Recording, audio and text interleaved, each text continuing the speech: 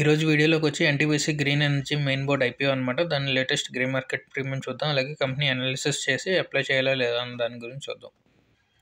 ఈ కంపెనీ వచ్చి ఏప్రిల్ 2022లో స్టార్ట్ అయిందనమాట. ఎన్టీపీసీ గ్రీన్ ఎనర్జీ అని. దీనికి పేరెంట్ కంపెనీ వచ్చి ఎన్టీపీసీ అనమాట. సబ్సిడీ కంపెనీ అనమాట ఎన్టీపీసీ దానికి. అలాగే ఇది మెయిన్లీ రెన్యూబుల్ ఎనర్జీ, గ్రీన్ ఎనర్జీలోనే ఫోకస్ చేస్తూ ఉంటారు. ఎలక్ట్రిసిటీ జనరేట్ అవుతుంది సోలార్ ద్వారా కానీ, లేదంటే విండ్ ద్వారా ఎలక్ట్రిసిటీని జనరేట్ చేస్తూ ఉంటుంది 6 స్టేట్స్లో. మొత్తం యాక్చువల్లీ ఆగస్టు 31, 2024లో కంపెనీ అనౌన్స్ చేసింది ఏంటంటే 3071 మెగావాట్స్ సోలార్ ప్రాజెక్ట్స్ ద్వారా, అలాగే 100 మెగావాట్స్ విండ్ ప్రాజెక్ట్స్ ద్వారా ప్రొవైడ్ చేస్తూ ఉంటుంది అనమాట ఈ కంపెనీ వచ్చి. ఓవరాల్గా చూసుకుంటే ఈ కంపెనీ వచ్చి 37 సోలార్ ప్రాజెక్ట్స్ని చేస్తుంది, అలాగే 9 ఏమో విండ్ ప్రాజెక్ట్స్ని చేస్తుంది అనమాట ఈ కంపెనీ. ఓవరాల్గా మెయిన్ రెవెన్యూ చూసుకుంటే మనకి 93% వచ్చి సోలార్ ద్వారా వస్తుంది, అలాగే 2.5% వచ్చి విండ్ ద్వారా రెవెన్యూ వస్తుంది ఈ కంపెనీకి, అలాగే మిగిలిన సోర్సెస్ ద్వారా 4.5% రెవెన్యూ వస్తుంది అనమాట. ఈ కంపెనీ యొక్క ప్రమోటర్స్ని చూసుకుంటే యాక్చువల్లీ ఇది గవర్నమెంట్ సెక్టర్ కాబట్టి మినిస్ట్రీ ఆఫ్ పవర్ అని గవర్నమెంట్ ఇండియా కలిపి ఎన్టీపీసీ లిమిటెడ్ ఈ రెండు కలిపి దీనికి ప్రమోటర్స్ కింద ఉన్నారు. మొత్తం 100% ఈ కంపెనీస్కి ఉంటాయన్నమాట. గవర్నమెంట్కి ప్లస్ ఎన్టీపీసీ 100% హోల్డ్ చేస్తూ ఉంటారు స్టేక్. ఓవరాల్గా ఐపీఓ టైం లైన్ చూసుకుంటే ఓపెన్ డేట్ వచ్చి 19 నుంచి 22 నవంబర్ వరకు ఓపెన్ అయి ఉంటుంది. అలాట్మెంట్ డేట్ చూసుకుంటే 25 నవంబర్ అనమాట. లిస్టింగ్ డేట్ చూసుకుంటే 27 నవంబర్. ఫేస్ వాల్యూ చూసుకుంటే మనకి 10 రూపీస్ పర్ షేర్ అనమాట. ఎంప్లాయీస్ కోటా డిస్కౌంట్ వచ్చి 5 రూపీస్ పర్ షేర్ అనమాట.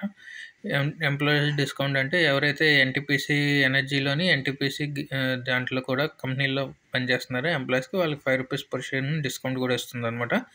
అలాగే ఇష్యూస్ చూసుకుంటే 10,000 crores అనమాట. ఫ్రెష్ ఇష్యూ చూసుకుంటే మొత్తం అంతా 10,000 crores ఫ్రెష్ ఇష్యూవే. అలాగే ఆఫర్ ఫర్ సేల్ ఏం లేదనమాట. వెబ్సైట్ వచ్చి మనకి కేఇన్ఫోటెక్ టెక్నాలజీస్లో తెలుస్తూ ఉంటుంది. లీడ్ మేనేజర్స్ కింద చూసుకుంటే IDBI capital service limited, HDFC bank, IFL securities, Nuvama wealth management limited వీళ్ళందరూ లీడ్ మేనేజర్స్ కింద ఉన్నారు. ప్రైస్ బ్యాండ్ వచ్చి మనకి 102 నుంచి 108 రూపీస్ ప్రైస్ బ్యాండ్ ఉంది. సో మనం అప్లై చేయాలనుకుంటే 108 కట్ ఆఫ్ కాబట్టి దాంట్లో అప్లై చేస్తే మనకి ఎలిజిబిలిటీ ఛాన్సెస్ ఉంటాయి. అలాగే ఎవరైతే షేర్ హోల్డర్ కోటా కింద ఎన్టీపీసీ కంపెనీని బై చేసి హోల్డ్ చేసి ఉంచారో వాళ్ళు షేర్ హోల్డర్ కోటాకి ఎలిజిబుల్ అవుతారనమాట. So 11th November 10th November లోపల ఎవరైతే ఈ కంపెనీకి కొని బై చేసి ఉంచారో వాళ్ళే ఎలిజిబుల్ అవుతారు షేర్ హోల్డర్ కోటాకి. అలాగే ఒక లాట్కి వచ్చి 14,904 రూపీస్ కావాల్సి వస్తుంది అనమాట రిలేటైల్కి. ఒక లాట్లో మనకి 138 షేర్స్ ఉంటాయన్నమాట.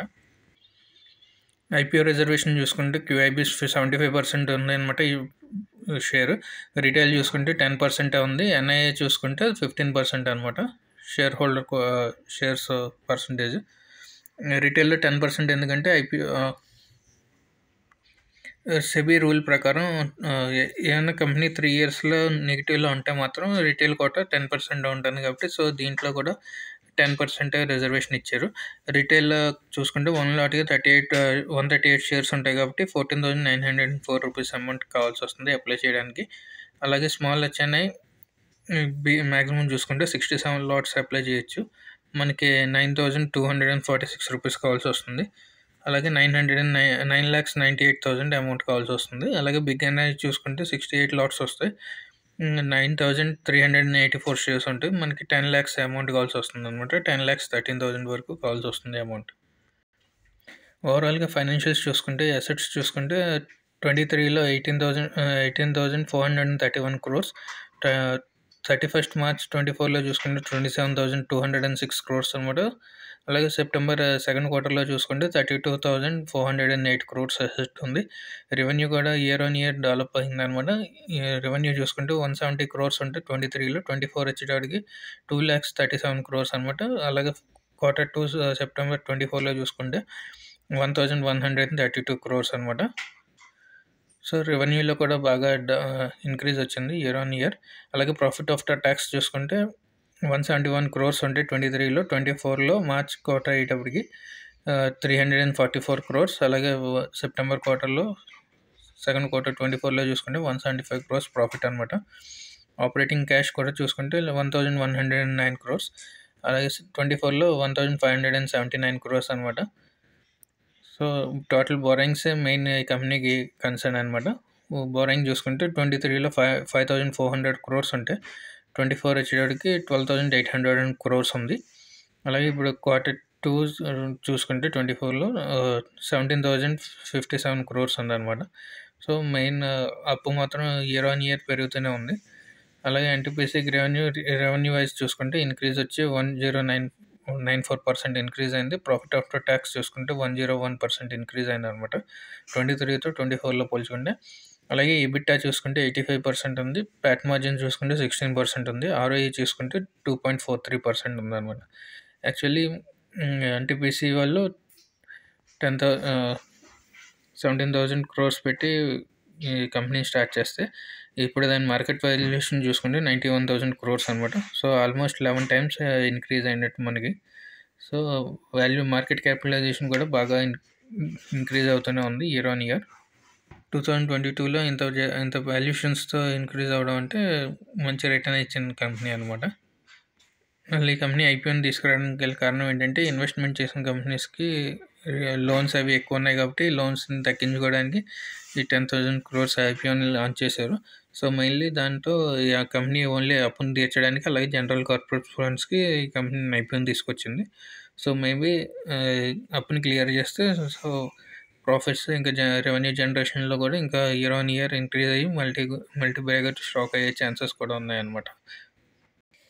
ఓవరాల్గా రివ్యూ ఏంటంటే అప్లై చేయాలా లేదా అంటే ఏంటంటే మెయిన్ కన్సర్న్ ఏంటంటే ఈ కంపెనీలు స్టార్ట్అప్ చేయడానికి చాలా క్యాపిటల్ కావాల్సి వస్తుంది. ఇన్వెస్ట్మెంట్ జనరేట్ అవ్వడానికి కూడా ప్రాఫిట్స్ అవి రావడానికి చాలా టైం కూడా పడుతుంది అనమాట. మెయిన్లీ చాలా కంపెనీస్ వచ్చాయి కానీ తర్వాత ఇయర్ ఆన్ ఇయర్లో అంత ఇన్వెస్ట్మెంట్ వర్కింగ్ క్యాపిటల్స్ జనరేట్ చేయలేక సో లాస్ అయ్యి కంపెనీస్ క్లోజ్ అవుతూనే ఉన్నాయి. మెయిన్ కన్సర్న్ కూడా ఈ కంపెనీకి అప్పు ఎక్కువ ఉంటుందన్నమాట. మెయిన్ దాని ద్వారానే ఇప్పుడు ఐపీఓని తీసుకొచ్చిన తర్వాత లోన్ క్లియర్ చేస్తే ఈ కంపెనీ కూడా మెయిన్ పాజిటివ్ లెవెల్లో వచ్చే ఛాన్సెస్ ఉంటాయి. అలాగే యాక్చువల్లీ యూఎస్ ఎలక్షన్స్ అయిన తర్వాత ట్రంప్ వచ్చిన తర్వాత అనౌన్స్ చేశారు రెన్యూవబుల్ ఎనర్జీస్లో అట్లా ఇన్వెస్ట్మెంట్ అవి తగ్గిస్తాము అది ఇది అని చెప్పి. దానివల్ల సో 1 week ముందు వచ్చుంటే ఈ ఐపీఓ ఇది కూడా మల్టీ బ్యాగర్ లాగా అయ్యేది అనమాట, వారియర్ లాగా. సో ఇప్పుడు ఉన్న కండిషన్స్లో యూఎస్లో తగ్గించడం వల్ల కాంట్రాక్ట్స్ ఆర్డర్స్ అవి మేబీ దీని మీద కొంచెం ఎఫెక్ట్ పడే ఛాన్సెస్ ఉంటాయి. ఓవరాల్గా చూసుకుంటే షార్ట్ టర్మ్గా అయితే అడ్వైస్ కాదనమాట అప్లై చేయాలని. ఎవరైతే లాంగ్ టర్మ్గా అయితే ఇన్వెస్ట్ చేద్దాం అనుకుంటున్నారో మంచి రిటర్న్స్కి మల్టీ బ్యాగర్ అయ్యే ఛాన్సెస్ ఉన్నాయి కాబట్టి ఇందులో అప్లై చేయడం మంచిది. అలాగే ప్రస్తుతానికి గ్రే మార్కెట్ ప్రీమియం చూసుకుంటే 3% ఉంది కాబట్టి ₹3. ఎస్టిమేటెడ్ ప్రాఫిట్ చూసుకుంటే రిటైల్లో 414, హెచ్ఎన్ఐ చూసుకుంటే ₹5,796 ప్రాఫిట్ చూపిస్తుంది. So maybe first day second day subscription anchor list చూసి ఓవరాల్గా మనం అప్లై చేయాలనుకుంటే థర్డ్ డేలో మనం అప్లై చేస్తే మంచిది. లేదు అప్లై చేసి నేను లాంగ్ టర్మ్ హోల్డ్ చేసుకుంటానంటే ఫస్ట్ డే అప్లై చేసుకోవడం కూడా మంచిది. Thank you for watching.